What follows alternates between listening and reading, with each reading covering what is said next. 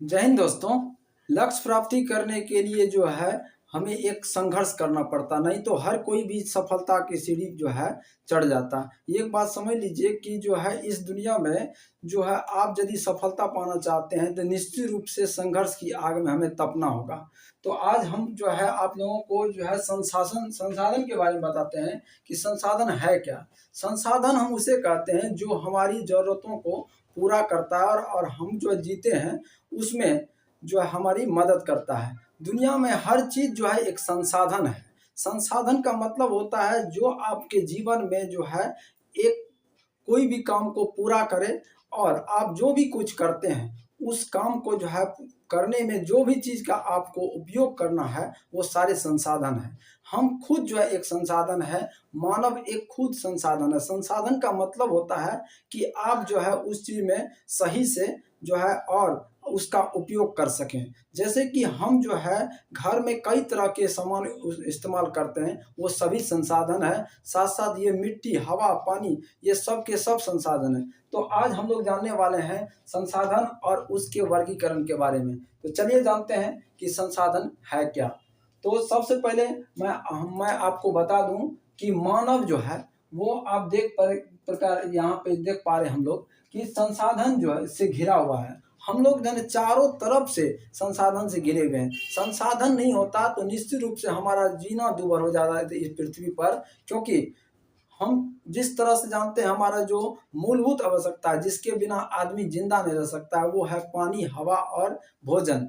तो वो भी एक संसाधन है। तो हम लोग जो है इस मानव जो है वो तीनों तरह से आप जैसे कि देख पा रहे हैं, भौतिक पर्यावरण का मतलब होता है कि जहां हम रहते हैं उसके आसपास का जो पर्यावरण है उसे हम भौतिक पर्यावरण कहते हैं। हम उससे प्रौद्योगिकी मतलब होता है क्या, आईटी सेक्टर के साइंस, यानी कि साइंस जो है हम साइंस से घिरे हुए हैं जो है हमारा जीवन है। और हम जो जहाँ रह रहे हैं इस पृथ्वी पर रह रहे हैं तो साइंस का बहुत बड़ा योगदान है। तो इस तरह से हम कह सकते हैं संस्था, यानी कि कोई भी जो है आदमी इस पृथ्वी पर रह रहा है तो वो संस्था के बिना काम नहीं कर रहा है। जैसे कि स्कूल, जैसे बैंक, ये जितने भी चीज है वो संस्था है। तो मानव जो है आदमी जो है वो हर तरह से देखे तो प्रौद्योगिकी, भौतिक पर्यावरण और संस्था से घिरा हुआ है। मानव जो है किसी तरह से इस पृथ्वी पर रह रहा है तो समझ लीजिए कि संसाधन के बिना जो है वो जिंदा नहीं रह सकता।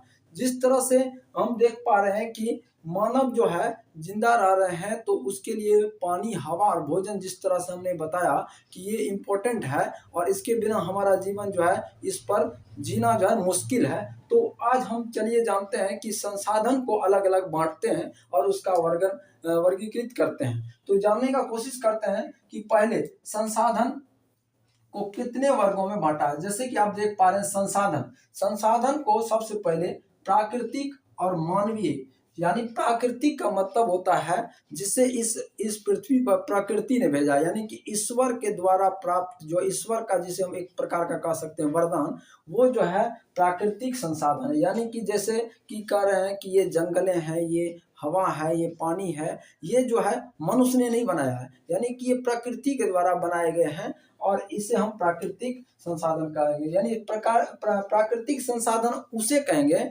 जिसे प्रकृति के द्वारा प्राप्त किया गया है। दूसरा बात करते हैं कि जो है यहाँ पे मानवीय, यानी मानवीय का मतलब होता है जिसे मानव ने बनाया, यानी आदमी ने जिसे बनाया है उसके आधार पर, यानी कि प्रकृति के आधार पर, और दूसरा प्रकृति के आधार पर, और दूसरा जो है जिसे हम कह सकते हैं क्या, मैन मेड, यानी कि जिसे आदमी ने बनाया है। तो बात करने का कोशिश है कि यहाँ पे कि अलग अलग कैसे इसका संसाधन का वर्गीकृत किया गया है। एक बात समझ लीजिए दोस्तों कि यदि आप इस वीडियो को पूरा देखते हैं तो निश्चित रूप से आप जो है संसाधन के बारे में समझ पाएंगे। अन्यथा आप यदि स्किप करके देखते हैं, छोड़ छोड़ के देखते हैं, तो संसाधन का पूरा जो खाका है, संसाधन का पूरा जो नॉलेज है आपको नहीं मिलने वाला है। तो निश्चित रूप से आप वीडियो के अंत तक जरूर देखें, और जो है इसे आप यदि अच्छा लगे तो निश्चित रूप से मेरे चैनल को आप सब्सक्राइब जरूर कीजिएगा।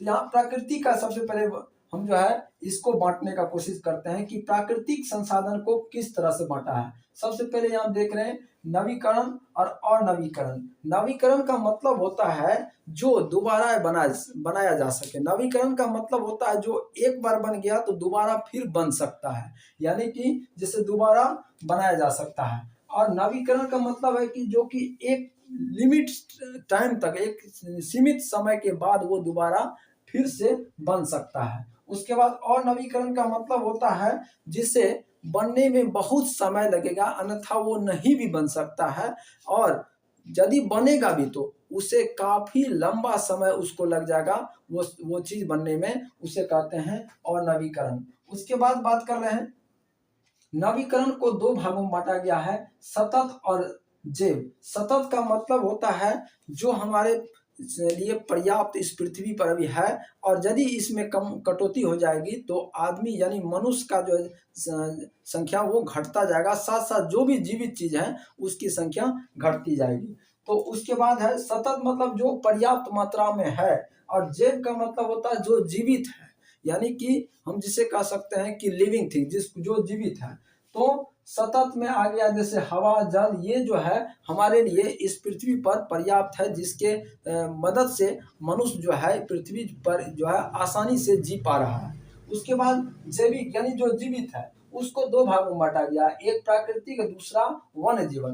प्राकृतिक में आ जाता है क्या, जैसे कि जो प्रकृति के द्वारा जो संसाधन हमें मिला है, जैसे कि जड़ी बूटियां हैं, दवाई बनाने के जो जो भी पेड़ पौधे जो है इस पृथ्वी पर हैं, वो सब प्राकृतिक वनस्पतियां में आ जाता है, यानी कि उसको नेचुरल हम कह सकते हैं। फौना और फाइबर्स जो है इसमें प्राकृतिक वनस्पति, जो प्रकृति के द्वारा जो ऐसे चीज प्राप्त हुए जो कि दवाई बनाने में, साथ साथ जो है जड़ी बूटियां जो हमारे स्वास्थ्य के लिए बहुत ही फायदेमंद होता है।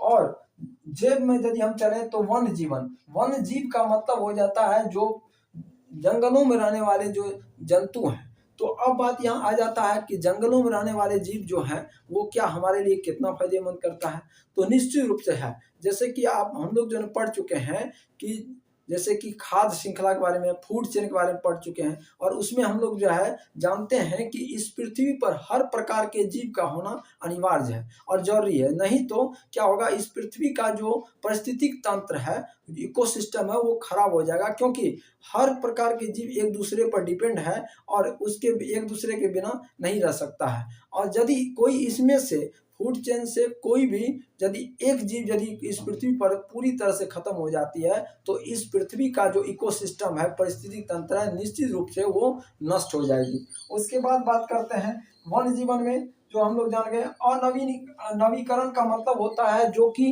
हमारी पृथ्वी पर जो है दोबारा बन सकता है, लेकिन उसको बनने में बहुत ज्यादा समय लग जाएगा, वो लाखों करोड़ों साल लग सकता है, या हो सकता है कि नहीं भी बने। तो उसको दो दो टाइप में दिया गया, एक चक्रीय है, दूसरा अचक्रीय है। चक्रीय का मतलब होता है कि जो बार बार हमारे इस पृथ्वी पर रेगुलर वे में, यानी लगातार एक इंटरवल पे, एक अंतराल पर जो है ना बनता जा रहा है, बनता है।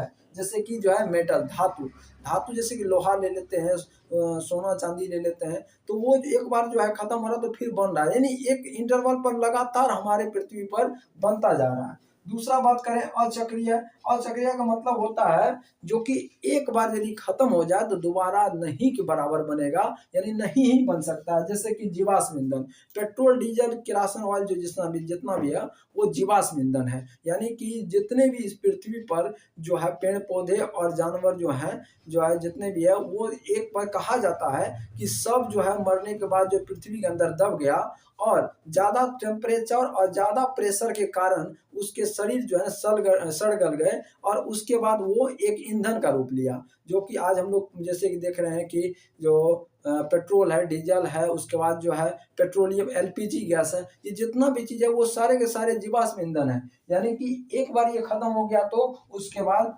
ये दोबारा बनना बड़ा मुश्किल है। उसके बाद यहाँ पे हम बात करें कि मैन मेड, यानी कि मानव द्वारा निर्मित जो संसाधन है, यानी कि उसका बात करें तो संरचना और संस्था। संरचना संस्था का बात क्या करते हैं, जैसे कि हम कुछ भी चीज इस पृथ्वी पर मानव के द्वारा बनाए गए, अभी जैसे कि देख लीजिए मोबाइल है, टीवी है, रेडियो है, जितने भी चीज बनाए वो मैन मेड है, मानव ने बनाया, आदमी ने बनाया, और उसके लिए कोई न कोई एक संस्था का काम किया गया।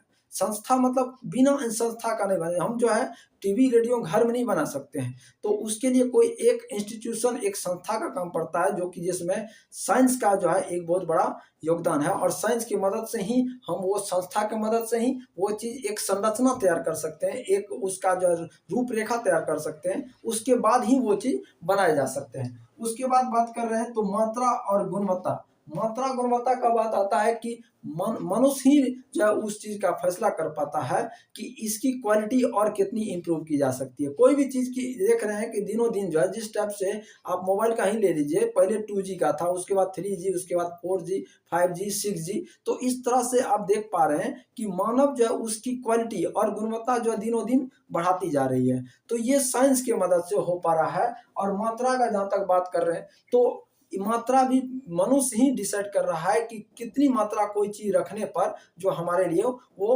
अच्छा जो और फायदेमंद होगा। तो इस तरह से संसाधन के आज वर्गीकरण हमने किया कि किस तरह से इसको बांटा गया है, और मनुष्य जो है वो पूरा जो इस पृथ्वी पर संसाधन से घिरा हुआ है। यानी चारों तरफ हम देखें तो ऐसे कोई भी चीज़ नहीं है जो कि संसाधन नहीं है। हम पूरी दुनिया में जो भी चीज़ इस्तेमाल कर रहे हैं वो संसाधन है, और हमारे जीवन को वो आसान बनाता है, और उसके बिना जो है पृथ्वी पर जीना मुश्किल है। तो आई होप जो है पूरा वीडियो आप ज़रूर देखे होंगे, और आपको जो है ये पूरा तरह से समझ में आ गया होगा कि संसाधन क्या होता है। तो इस तरह के वीडियो देखने के लिए मेरे चैनल पर आप बने रहिए, और सब्सक्राइब ज़रूर कीजिए, और लाइक, कमेंट, और मेरे चैनल को मेरे वीडियो को आप जो है ज़्यादा से ज़्यादा लोगों के बीच में शेयर कीजिए। Thank you so much. जय हिंद।